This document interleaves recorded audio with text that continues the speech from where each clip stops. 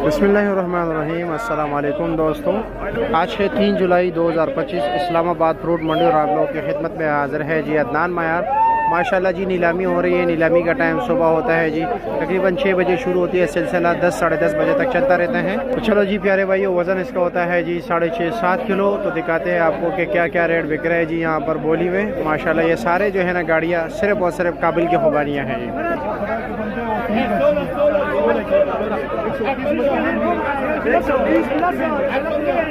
चलो जी देखते हैं कि यहाँ पर क्या रेट बिकते हैं जी।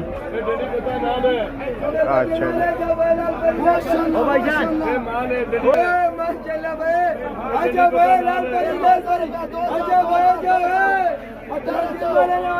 जी,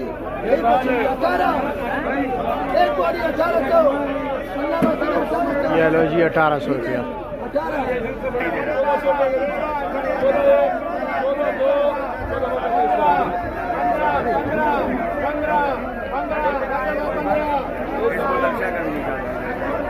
ये एक कार्टन बिकता है जी। ठीक है जी, एक कार्टन।